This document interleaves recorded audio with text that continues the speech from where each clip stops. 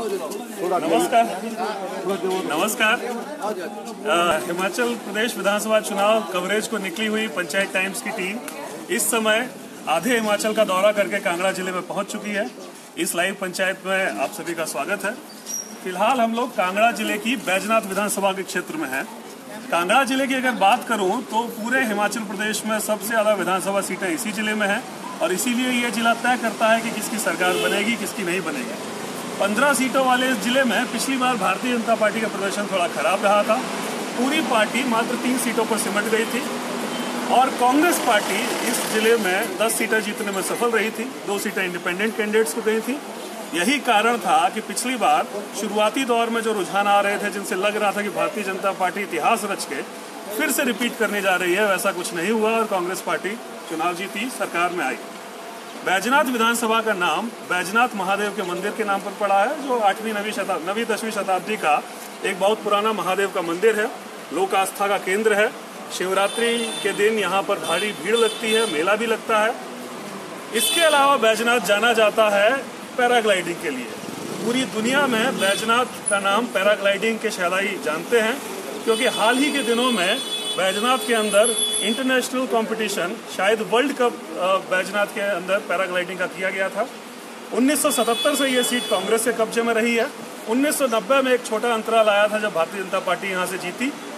पहले यह seat general candidates के लिए ओपन थी। सारे जातियों के ओपन जो जनरल कैटेगरी के कैंडिडेट्स हैं वो यहाँ से चुनाव लड़ सकते थे। लेकिन 2007 के बाद में जो परिसीमन हुआ उसमें ये शेड्यूल कास्ट के कैंडिडेट्स के लिए, अनुसूचित जाति के कैंडिडेट्स के लिए रिजर्व हो गई। 2007 से पहले के जो चुनाव लगातार हुए उनमें संतराम जो कांग्रेस के थे वो यहाँ से विधायक चुने जाते रहे। उसके बाद में उनके लड़के जो अभी कांगड़ा धर्मशाला सीट से कांग्रेस के विधायक हैं, सुधीर शर्मा, वो यहाँ से विधायक रहे। 2012 के चुनाव में चूंकि ये सीट रिजर्व हो गई थी तो भारतीय जनता पार्टी के मुल्क राज प्रेमी के खिलाफ कांग्रेस पार्टी ने किशोरी लाल को मैदान में उतारा और 21,000 मतों के साथ वो चुनाव जीतने में सफल रहे। पार्टी ने फिर उन पर भरोसा जताया है। किशोरी लाल जी दोबारा इस सीट से कांग्रेस पार्टी के टिकट पर चुनाव लड़ रहे हैं। आइए उनसे बात करते हैं उनकी उपलब्धियों के बारे में और उनकी रणनीति के बारे में। सर, हमारे कार्यक्रम में आपका स्वागत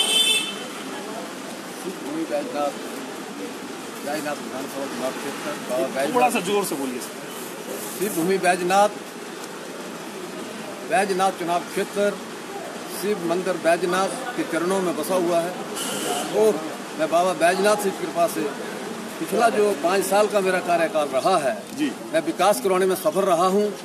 हर तरफ इस क्षेत्र में सड़कों का निर्माण हुआ है और उस पर 1 अरब रुपया खर्च किया गया है। अच्छा, मैं इस पर आता हूँ पहले, लेकिन एक बात पूछूं तो पिछली बार भारतीय जनता पार्टी में थोड़ी लड़ाई थी जिसके चलते आपको आसानी हुई चुनाव जीतने में। इस बार तो ऐसा नहीं लग रहा है। लड़ाई भारतीय जनता पार्टी में नहीं थी। अच्छा, हम 3 कैंडिडेट खड़े हो गए थे कांग्रेस के। अच्छा, फिर मैंने सीट जीती है। अच्छा, तो जो उधोराम यहाँ से खड़े हुए थे हिलोपा के, उनको आप कांग्रेस का बागी बता रहे हैं? कोई बागी नहीं है जी। हमने चुनाव लड़ा था बागी होके जी, लेकिन वो जो वोटर था वो कांग्रेस का था, वो सारा वापस आएगा। अच्छा, तो मतलब आपको लग रहा है कि पिछली बार से ज्यादा बिल्कुल मजबूत तरीके से आप पिछली बार से ज्यादा मार्ग से जीतोगे। आप अपनी उपलब्धियों के बारे में बता रहे थे, जरा दोबारा से एक बार फिर से बताइए।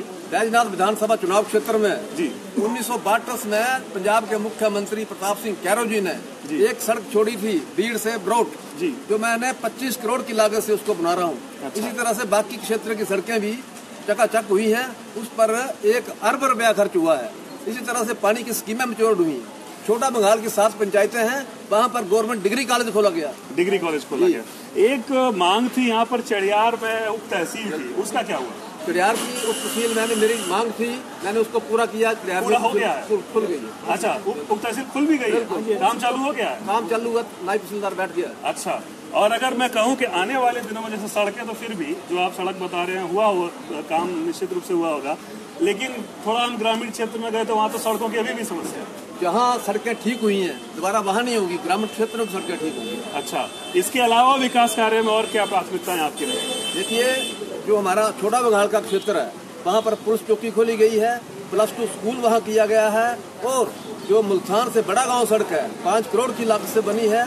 इसी तरह कोठीकोट नाला का पुल 1 करोड़ की लागत से बन रहा है। इसी तरह से ब्रोड पोलिंग सड़क 5 करोड़ की लागत से बनेगी। उसके लिए सभी तो हो गया, टेंडर चल रही है।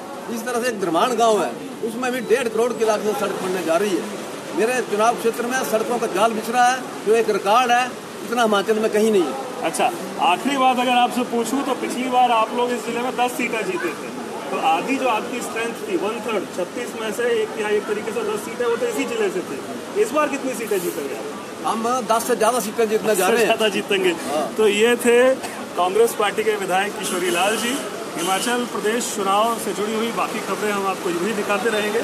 यदि आप पीटी हिमाचल का पेज लाइक करते हैं तो आप तक स्वतः नोटिफिकेशन पहुंचते रहेंगे। तो पीटी हिमाचल के फेसबुक पेज को लाइक कीजिए, पंचायत टाइम्स के साथ बने रहिए और हिमाचल चुनाव से जुड़ी हुई बाकी खबरों के लिए देखते